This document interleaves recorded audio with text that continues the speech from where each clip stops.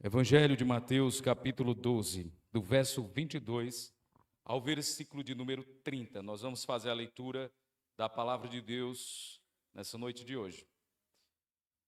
E nós vamos hoje falar sobre a autoridade de Cristo sobre o império das trevas. E nós vamos fazer isso à luz desses versos bíblicos. Acompanhe aí em sua Bíblia a leitura do texto sagrado, onde nós temos a história do exorcismo ou da expulsão de demônios de um homem que era cego e mudo. Veja o que diz o texto sagrado. Então lhes trouxeram um endemoniado, cego e mudo. E ele o curou, passando o mudo a falar e a ver. E toda a multidão se admirava e dizia: é este porventura o filho de Davi? Mas os fariseus, ouvindo isto, murmuravam: este não expele demônios, senão pelo poder de Beelzebu, maioral dos demônios. Jesus, porém, conhecendo-lhes os pensamentos, disse: todo reino dividido contra si mesmo ficará deserto, e toda cidade ou casa dividida contra si mesma não subsistirá. Se Satanás expele Satanás, dividido está contra si mesmo. Como, pois, subsistirá o seu reino? E se eu expulso demônios por Beelzebu, por quem os expulsam vossos filhos? Por isso, eles mesmos serão os vossos juízes. Se, porém, eu expulso demônios pelo Espírito de Deus, certamente é chegado o reino de Deus sobre vós. Ou como pode alguém entrar na casa do valente, roubar-lhes os bens, sem primeiro amarrá-lo, e então lhe saqueará a casa? Quem não é por mim, é contra mim, e quem comigo não ajunta, espalha. Nós vamos orar, meus irmãos, nesse momento. Feche seus olhos, por favor, mas deixe sua Bíblia aberta e vamos à presença de Deus. Senhor nosso Deus e Pai celestial, grande e poderoso é o Senhor, bendito e exaltado és ti entre todas as nações da terra. Nós estamos aqui, ó Deus, nessa noite de dia do Senhor, noite de feira da alma, onde nós estamos aqui com o propósito de adorar, louvar, bendizer e exaltar o teu soberano e eterno nome, Senhor. É um privilégio para nós estarmos aqui nesse momento e como parte, ó Deus, da adoração a ti, nesse momento iremos ouvir a exposição do texto sagrado. E a minha oração e o meu desejo, Senhor, nesta noite de hoje, nesse momento, é que possamos, ó Deus, reconhecer a autoridade e o poder do nosso Senhor Jesus sobre o império do mal, sobre as forças das trevas. E nós experimentamos esse poder na nossa própria vida, pois outrora éramos escravos do diabo, vivíamos debaixo da autoridade do diabo, debaixo do domínio e do império das trevas. Mas Cristo Jesus nos transportou para o reino da luz. E é por causa disso que hoje nós podemos verdadeiramente glorificar o teu santo e bendito nome, pois o reino da luz tem o nosso Cristo como Rei Supremo. Que o Senhor, nessa noite preciosa, possa falar profundamente aos nossos corações e que possamos ser edificados por tua gloriosa e bendita verdade. É o que eu te peço em oração, no nome de Cristo Jesus, o Senhor. Amém. Meus irmãos e minhas irmãs, é verdade que a palavra de Deus, as Sagradas Escrituras, ela fala sobre uma batalha espiritual. A Bíblia fala sobre uma batalha espiritual.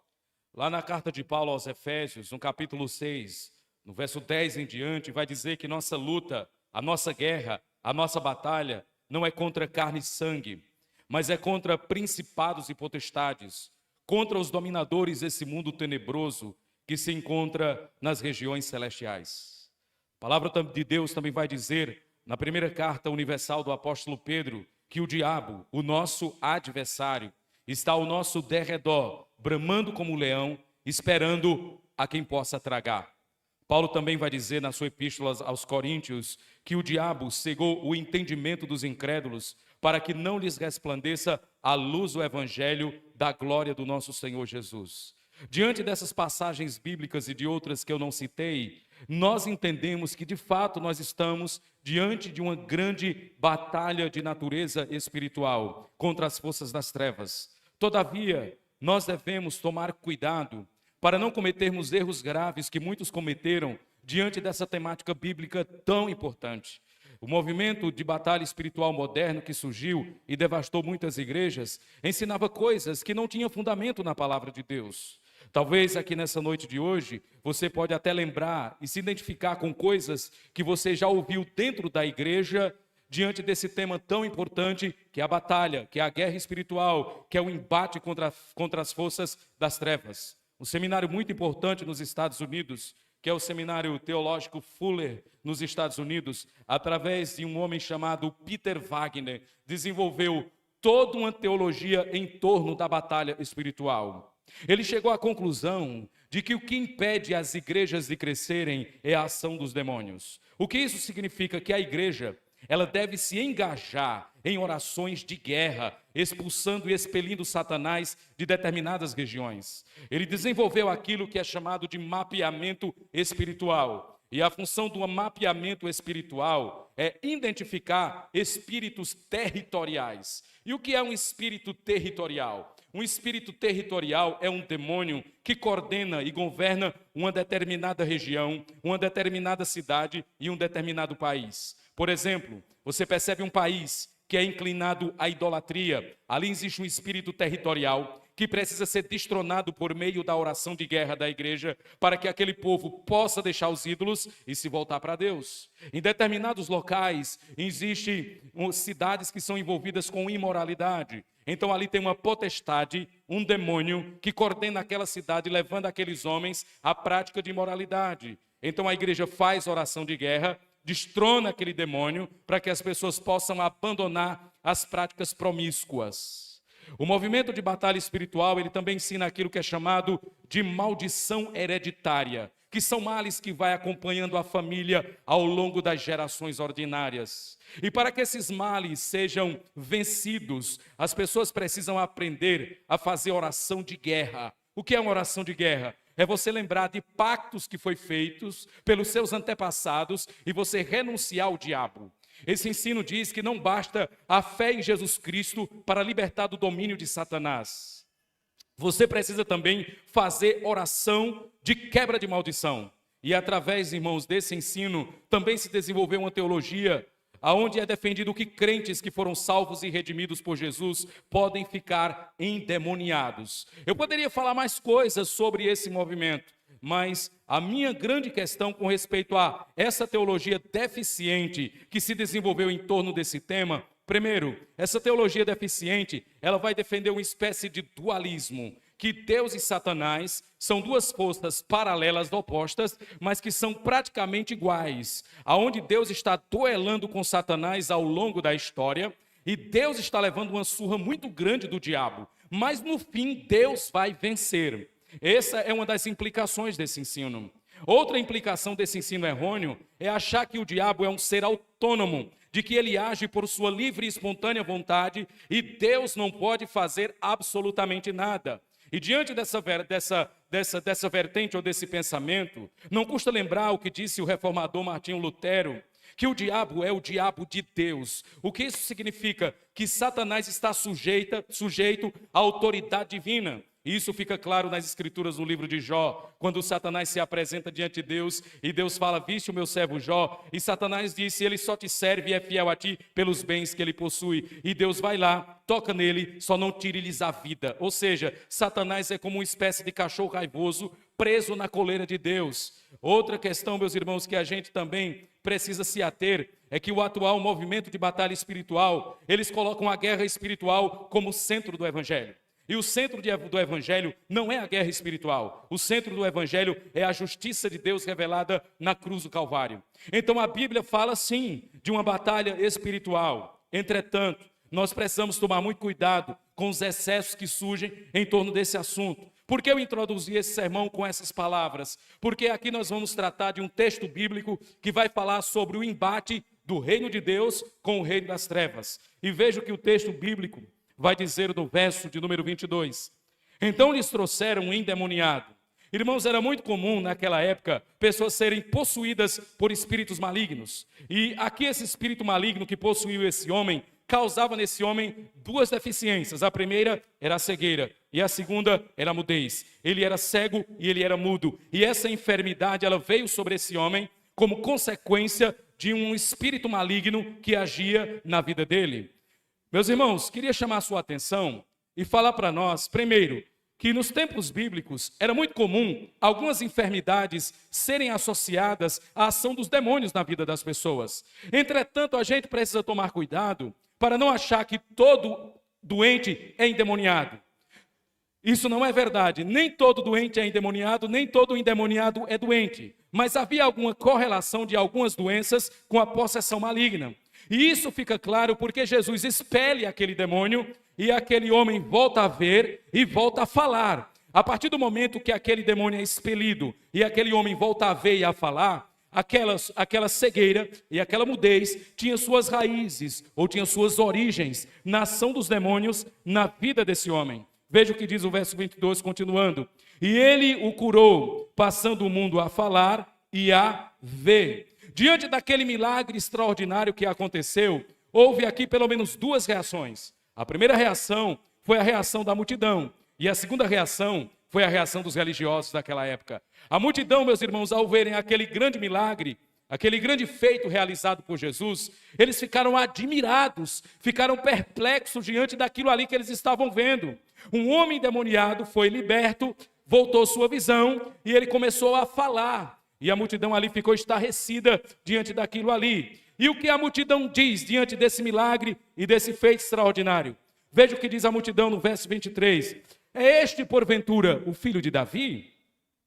Meus irmãos, havia expectativas de que o Messias viria para libertar o povo de Israel. E o Messias viria da descendência de Davi. Então, quando Jesus faz aquele milagre extraordinário, a multidão atônita diz, será que não é ele o filho de Davi? Ou seja, meus irmãos, a multidão ainda fica com dúvidas com respeito ao Messiado de Jesus. A multidão fica com dúvidas sobre quem verdadeiramente era Jesus. Eles cogitam que Jesus poderia ser o filho de Davi, mas eles não têm certeza de que Jesus verdadeiramente era o filho de Davi. Então a reação da multidão é uma reação de dúvida com respeito à autoridade e ao Messiado de Cristo. Mas veja, por exemplo, aqui a reação dos religiosos no verso 24. Mas os fariseus, ouvindo isto, murmuravam. Olha que interessante, meus irmãos, os fariseus aqui é uma ala da religiosidade judaica, é uma casta dentro do judaísmo. Os fariseus eram aqueles que eram considerados separados do mundo e da corrupção. Então eles olham para Jesus e eles rejeitam Cristo. Enquanto a multidão duvida se Jesus verdadeiramente era filho de Davi ou não, os fariseus aqui nesse momento, eles rejeitam Cristo e a autoridade de Cristo. E o que é que eles dizem diante daquele milagre público e notório?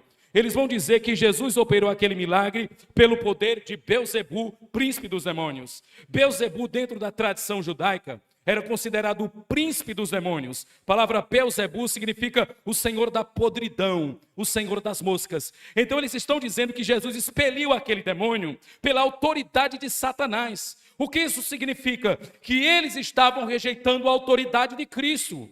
Percebam, meus irmãos, primeiro, a multidão coloca em dúvida se Jesus era filho de Davi ou não. Eles dizem, porventura, será ele o filho de Davi? Eles não estão fazendo uma afirmação, eles estão em dúvida.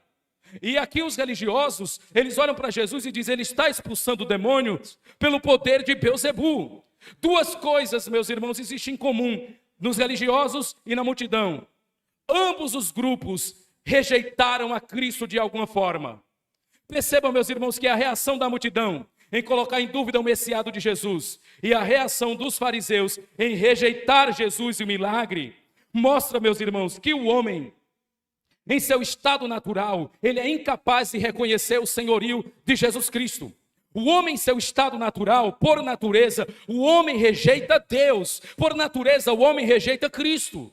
De tal forma que o homem só pode olhar para Cristo com fé se Deus abrir o coração desse homem, como fez com o coração de Lídia. O homem só pode olhar para Cristo com fé se verdadeiramente Deus tirar o coração de pedra e colocar o coração de carne, como diz Jeremias capítulo 31. O homem em seu estado natural, ele não faz o bem, ele odeia a Deus, sua boca é sepulcro aberto. Essa é a realidade do homem caído, morto, corrupto em seus delitos e pecados. E aqui nós encontramos uma multidão duvidosa, e aqui nós encontramos uma casta religiosa rejeitando Cristo. E esse é o estado natural de todo ser humano. Assim éramos nós antes da nossa conversão. Nós só nos voltamos para Cristo porque Deus olhou para nós com amor, com cuidado e com misericórdia. Do contrário, nós estaríamos rejeitando Cristo até os dias de hoje. Então nós encontramos aqui um povo indisposto com respeito a reconhecer o senhorio de Jesus. E essa indisposição dessas pessoas mostrava o estado espiritual delas diante de Deus. Um estado de morte, de miséria espiritual. Um povo destituído da glória do Senhor. Então eles atribuem o milagre que Jesus realizara à força das trevas. Ele está operando esse milagre pelo poder do diabo. Meus irmãos, que ponto esses homens chegaram? Os religiosos que eram referencial de homem de Deus naquela época, eles chegaram a olhar para Jesus e diz: tudo o que ele está fazendo, ele faz pelo poder dos demônios. E Jesus, meus irmãos, vai dizer aí no verso de número 25, Jesus, porém, conhecendo-lhes os pensamentos, meus irmãos, pode ser que você não esteja prestando atenção no texto bíblico, mas Jesus, ele é rejeitado aqui como filho de Deus. A sua autoridade como Messias é colocada em dúvida pela multidão. E aqui o texto vai dizer, Mateus vai dizer, que Jesus conhecendo-lhes os pensamentos. Quem é que pode conhecer o pensamento do homem, meus irmãos?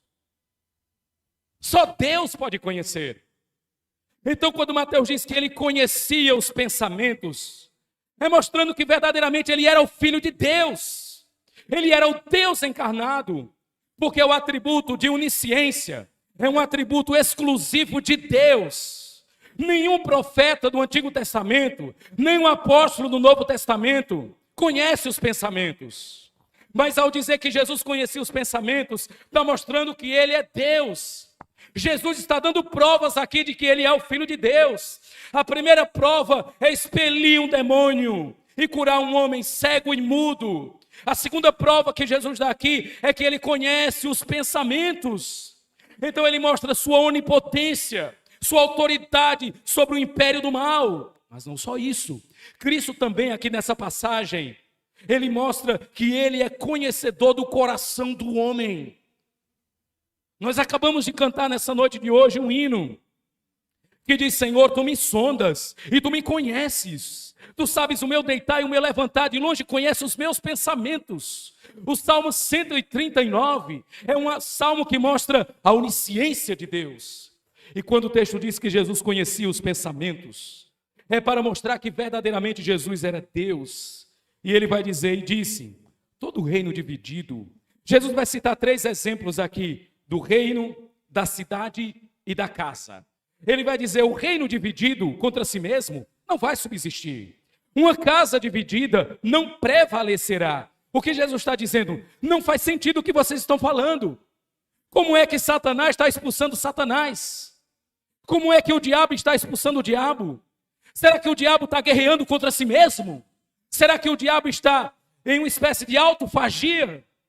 Claro que não. O diabo não está guerreando contra seu próprio reino, contra sua própria autoridade. Então o que Jesus está dizendo é o seguinte: o que vocês estão falando é absurdo.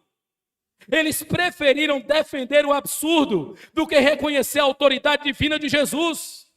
Eles preferiram defender uma coisa absurda do que reconhecer que Cristo era Filho de Deus.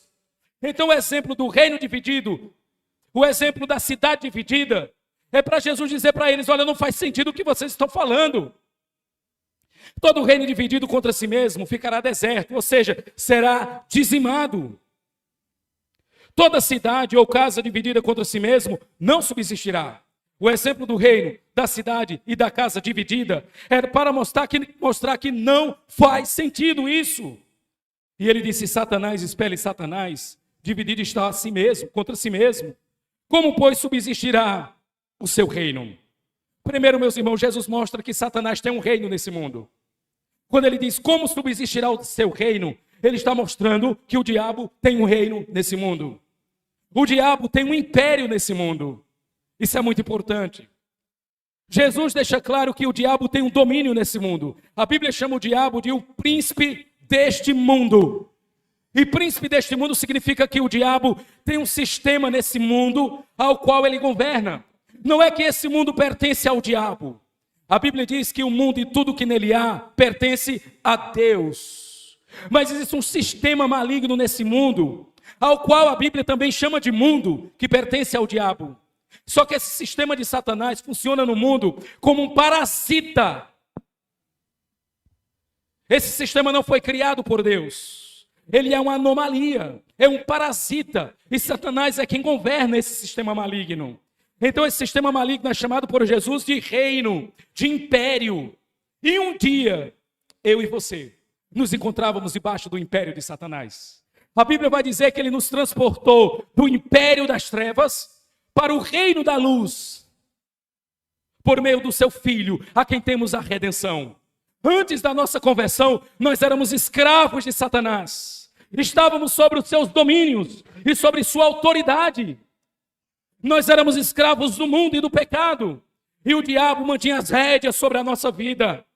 Meus irmãos, um dia nós estávamos também mergulhados nesse império maligno regido por Satanás. Até o dia em que Cristo foi lá e nos resgatou. E nos tirou do reino das trevas para o reino da luz. A ideia de reino da luz aqui é a ideia do reino de Deus, governado pelo Senhor Jesus. E ele vai continuar, meus irmãos. E se eu, verso 27, expulso o demônio por Beelzebu, por que expulsam os filhos de vocês? Os filhos aqui são os discípulos dos fariseus. Existiam judeus exorcistas na época de Jesus, que expeliam demônios. E Jesus está dizendo, ora, se eu estou expelindo o demônio pelo poder do demônio, por que expulsam os demônios, os filhos de vocês? Aqueles que praticam exorcismo, eles estão expulsando demônios pelo poder de quem? Não é que Jesus está dizendo que eles estão expelindo pelo poder do diabo.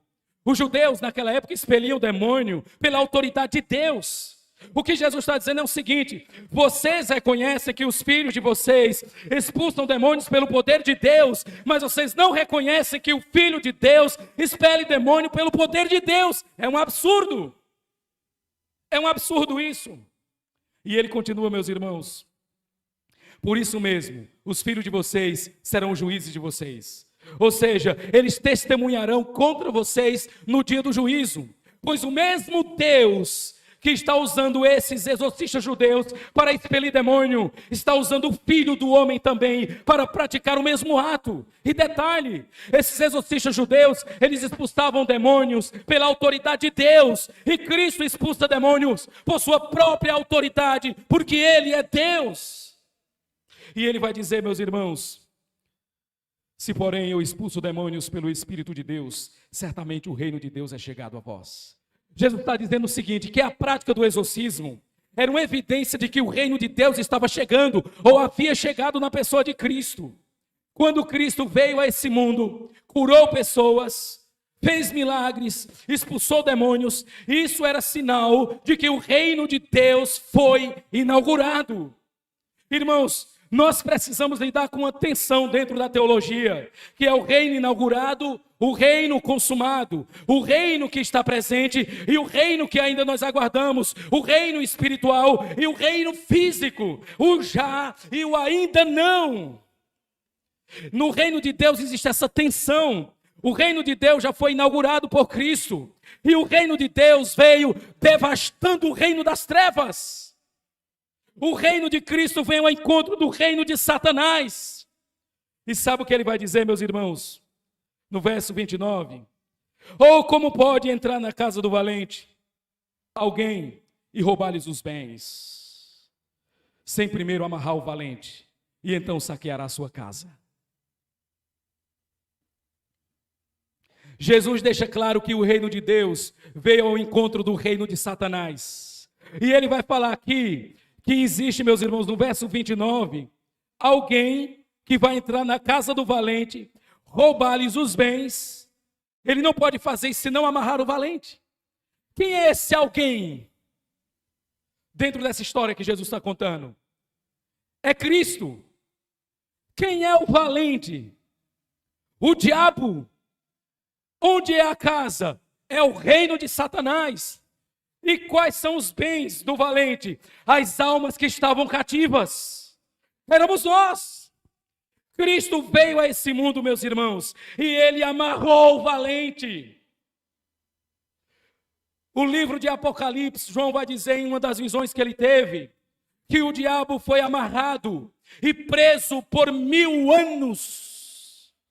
A prisão de Satanás começa quando Cristo vem a esse mundo, consumar a obra da redenção.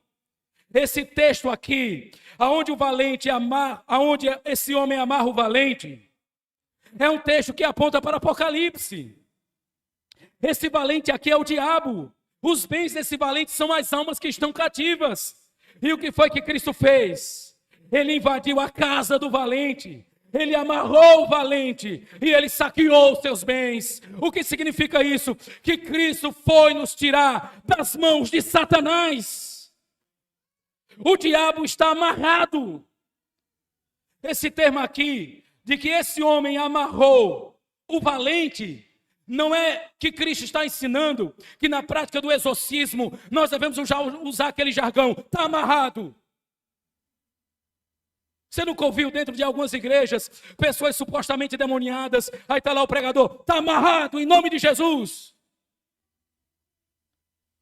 Aí o endemoniado começa a virar o zóio.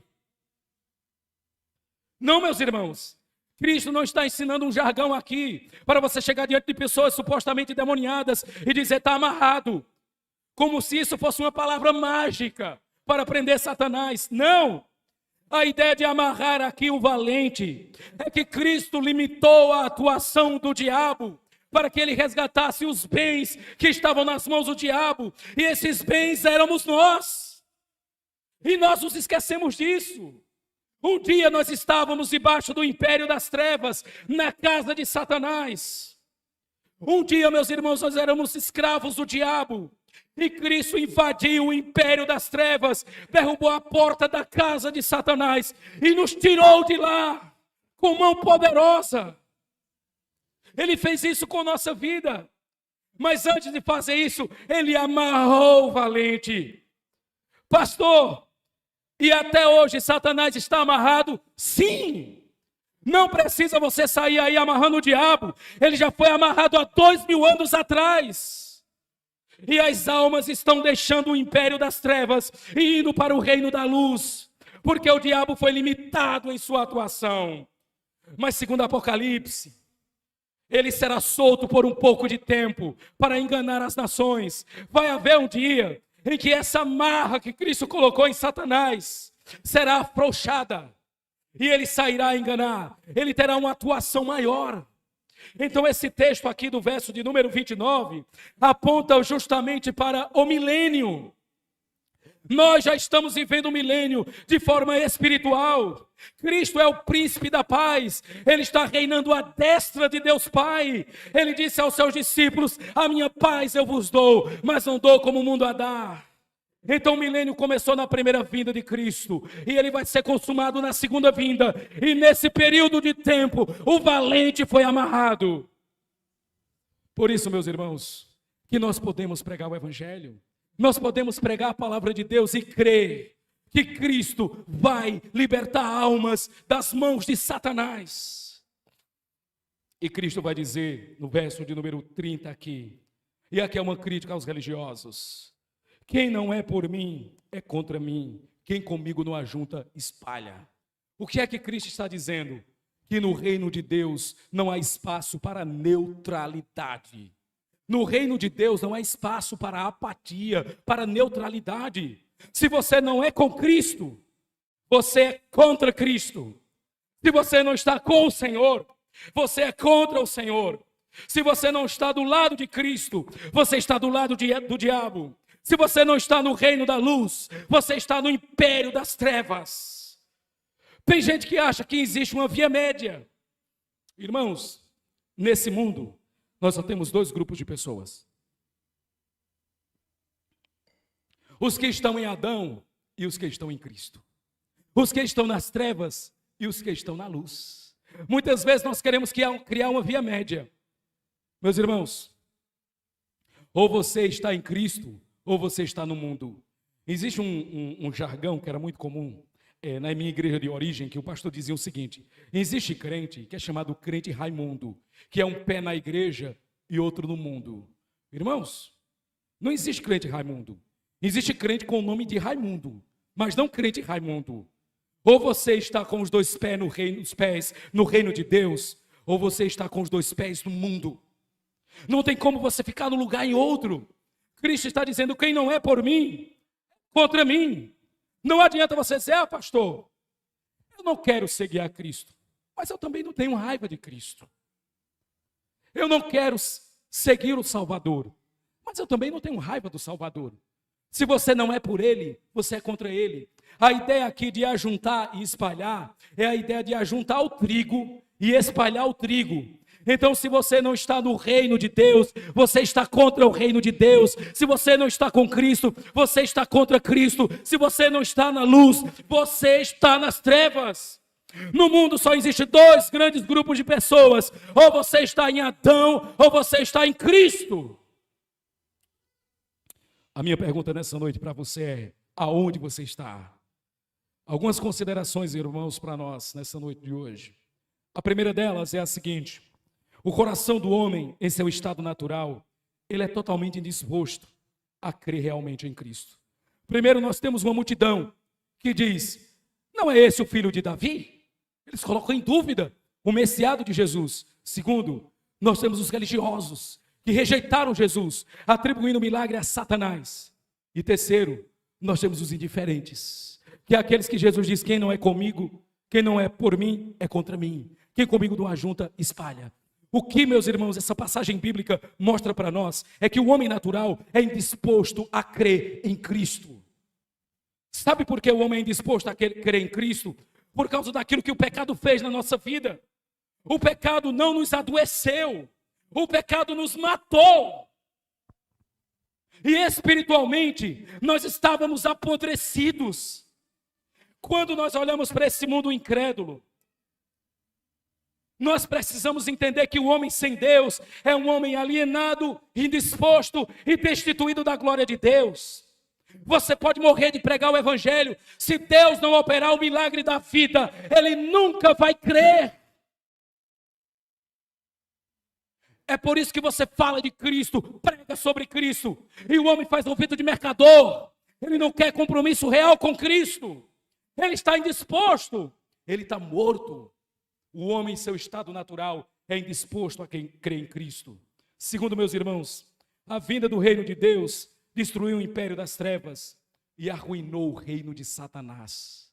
Satanás tem um reino nesse mundo, mas esse reino foi abalado com a vinda do nosso Senhor Jesus Cristo. E a promessa da destruição do reino de Satanás aconteceu desde o início da história da humanidade. Você lembra quando o homem caiu? Quando o homem desobedeceu a Deus? Em Gênesis 3:15, Deus falou para Satanás, do descendente dessa mulher, quando ele vir, você vai ferir o calcanhar dele, mas ele esmagará a sua cabeça. A promessa de que Cristo iria destruir o reino das trevas é desde o livro do Gênesis. Quando foi que o calcanhar de Cristo foi mordido? Quando ele foi traído por Judas, entregue à cruz. E quando foi que Cristo pisou a cabeça da serpente? Quando ele disse, consumado está. Ao mesmo tempo que ele teve seu calcanhar abocanhado por Satanás, o mesmo pé esmagou a cabeça da serpente. Mas pastor, esmagou Satanás, mas Satanás ainda está vivo. Eu não sei se você já teve a oportunidade de matar uma cobra. Geralmente, quem vai matar uma cobra busca acertar a paulada onde? Na cabeça da cobra. Quando você dá a primeira pancada na cobra, o que acontece? Ela morre de imediato? Ela fica ali, agonizando. Da mesma forma está Satanás. Ele está agonizando, porque ele teve sua cabeça ferida. E ele foi limitado em sua atuação porque ele foi amarrado por Jesus Cristo. E as almas estão saindo de dentro da sua própria casa. A destruição final de Satanás, que vai ser a segunda paulada, sabe quando vai acontecer? Romanos capítulo 16, verso 20. Em breve, o Deus de paz esmagará Satanás debaixo dos nossos pés. O primeiro pisão quem deu na cabeça da serpente foi Jesus. E o segundo pisão quem vai dar é a igreja. Isso vai acontecer no dia do juízo final. Terceiro, meus irmãos, neste mundo em que vivemos, não há espaço para neutralidade. Por isso nós precisamos tomar uma decisão radical de seguir a Cristo verdadeiramente. Você que está aqui nessa noite de hoje, que tem feito ouvido de mercador para o evangelho, você precisa sair de cima desse muro, porque esse muro pertence ao diabo. Você precisa sair da neutralidade e se entregar realmente ao Senhor Jesus. Pois se você não é por Ele, você é contra Ele. Mas pastor, eu não tenho raiva de Cristo, mas eu quero viver minha vida. Você está contra Cristo. Irmãos, vocês percebem que Cristo nos chama a tomarmos uma decisão radical de segui-lo, abandonarmos verdadeiramente a nossa vida e nos perdermos nele. Não há espaço para neutralidade, para apatia, para ficar servindo a Cristo e ao diabo, não! Nós precisamos renunciar o pecado, renunciar o mundo e Satanás e seguirmos realmente a Cristo. É isso que nós precisamos. Mas pastor, o senhor acabou de dizer que o homem natural é indisposto a ir a Cristo. Como é que o Senhor chama esses homens a irem a Cristo se eles são indispostos? Eu chamo esses homens a irem a Cristo porque Cristo chamou esses homens. Mas eu sei que você só pode ir a Ele se Ele lhe trouxer.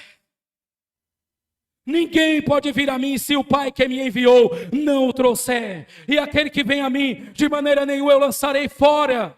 Se você está dizendo, eu queria ir a Cristo, mas eu não consigo, clame a Ele. Satanás foi vencido, o valente foi amarrado. E talvez essa seja uma noite onde Cristo quer invadir a casa de Satanás e tirar os pertences do diabo. Irmãos, interessante que Jesus, ele se coloca aqui na figura de um ladrão. Só que a figura de um ladrão aqui, ela é positiva, ela não é negativa. Muitas vezes Jesus, para falar de sua vinda, ele dizia, o Filho do Homem vem como ladrão.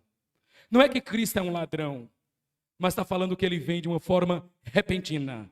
O ladrão, ele não avisa quando vai chegar na nossa casa. Ó, meia-noite, eu estou pisando aí para levar um liquidificador, um micro-ondas e uma geladeira. Não, ele não fala isso, o ladrão. Ele simplesmente monta todo um plano e entra dentro da nossa casa. Jesus, quando diz que ele entra na casa do valente, amarra o valente e saqueia os seus bens, Jesus está se comparando aqui a um ladrão.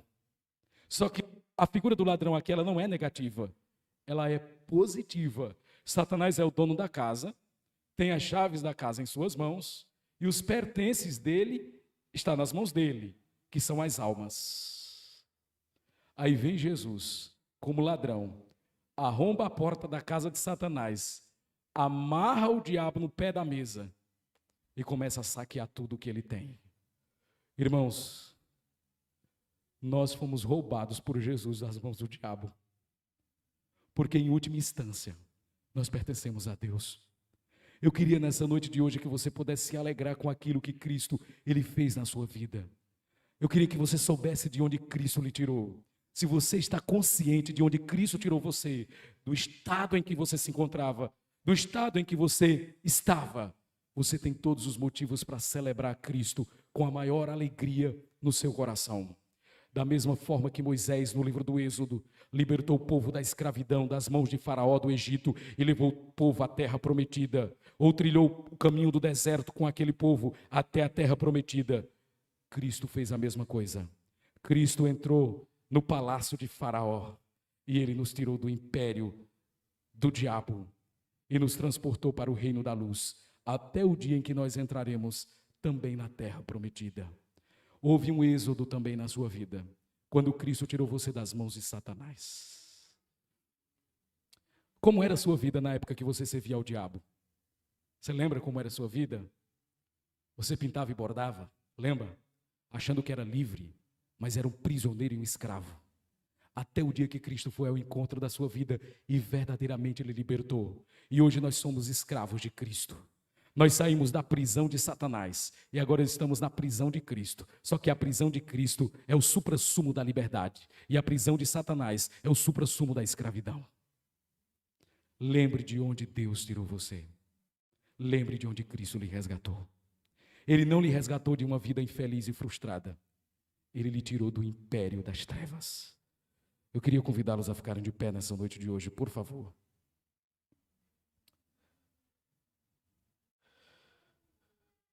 Senhor, nosso Deus e Pai, nessa noite de hoje nós estamos na Tua presença. Ó Deus, como é bom saber que o Senhor fez um milagre extraordinário em nossa vida. O Senhor nos libertou do império das trevas. Nós éramos o cavalo de Satanás. Nós éramos, ó Deus, as seclas do diabo. Nós vivíamos, ó Deus, debaixo do império do mal. Mas dali Cristo nos libertou. Cristo nos tirou das mãos e das garras de Satanás e nos transportou para o reino da luz. Podemos ter toda a convicção, ó Deus, no presente momento, que o diabo está amarrado. Ele foi amarrado há 2000 anos atrás. E as almas estão sendo saqueadas pelo nosso Senhor e Salvador Jesus Cristo. E obrigado, ó Deus, porque o Senhor nos tirou da casa do diabo, do reino de Satanás e do império das trevas. Ah, Deus, quem dera que nessa noite nós soubéssemos de onde o Senhor nos tirou, de onde o Senhor nos arrancou, Pai. O Senhor não nos tirou de uma vida infeliz e frustrada. O Senhor nos tirou do império do mal. E hoje, ó Deus, nós podemos dizer que somos livres. Talvez nessa noite de hoje tenham pessoas aqui dentro, no meio do teu povo santo, que ainda se encontra sobre os domínios de Satanás, sobre o império das trevas. A minha oração, ó Deus, é que o nosso Senhor Jesus possa saquear essa alma nessa noite de hoje, possa tirar essa alma das mãos de Satanás e trazê-la novamente para o reino da luz. Torna, ó Deus, o nosso coração disposto a crer, nos dá vida para que creiamos realmente em Cristo Jesus, pois somente assim experimentaremos a verdadeira liberdade dos filhos de Deus. Mais uma vez, Senhor, te agradeço por tudo, em nome do nosso Cristo. Amém.